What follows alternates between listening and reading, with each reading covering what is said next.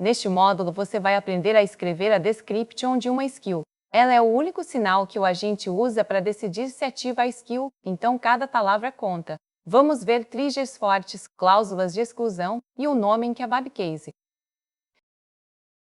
Comece por aqui. O campo description no frontmatter do skill.md é o único sinal que o agente avalia para decidir se deve ativar uma skill. É o seu anúncio pro agente. Escreva como se precisasse convencer alguém em 5 segundos. Veja como funciona. Chega uma mensagem, tipo criar curso HTML. O agente compara essa mensagem com a description de cada skill e calcula uma relevância.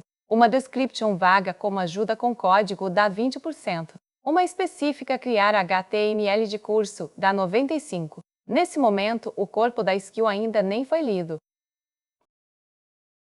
Uma boa description tem 3 partes.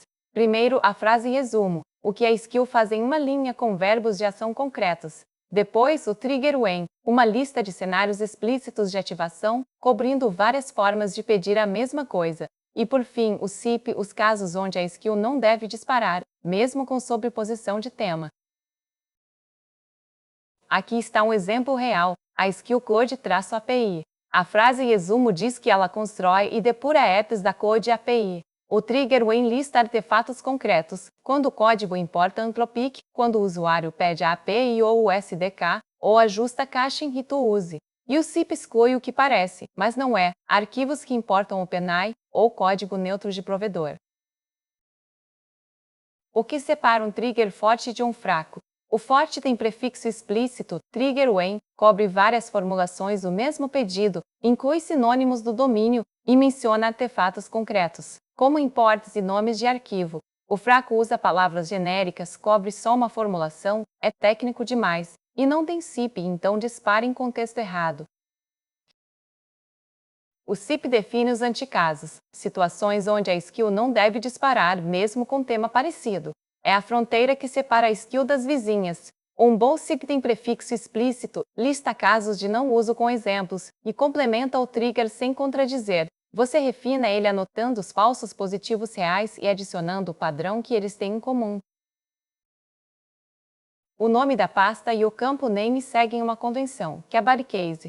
Tudo em minúsculas com hífen separando as palavras, de 2 a 4 palavras. Formato -curso é válido. Edge-skill é válido. Já formato em CamelCase com underscore com espaços ou uma abreviação ambígua como FC, todos inválidos. KebabCase é seguro na URL e no terminal. Cuidado com os 4 antipatterns. O vago ajuda com código, compete com tudo. O circular, use quando precisar de IA, não diferencia nada. O técnico demais fala de tokens e context window, mas o usuário não pensa assim. E o sem âncora trabalhar com APIs externas não diz qual API. O teste é simples. Mostre a description para alguém e pergunte quando usaria. Se a resposta for vaga, refaça. Recapitulando o que torna uma description eficaz com base em skills reais de produção. Ela é específica, dizendo o contexto e o formato de saída. É abrangente, cobrindo múltiplas formulações. É imperativa, sem ambiguidade, algo como sempre que o usuário pedir. E usa sinônimos do vocabulário do domínio, para casar com o jeito que cada um fala. Para fechar, a description é o gatilho único, avaliado antes de o corpo ser lido. A estrutura ideal junta frase resumo, trigger when e SIP em 3 a 6 linhas. Um trigger forte tem prefixo, várias formulações e artefatos concretos. E o nome segue KebabCase com pasta e campo name idênticos. No próximo módulo, a gente entra nos scripts e nas referências auxiliares. Isso é conteúdo do inema.club. Acesse inema.club.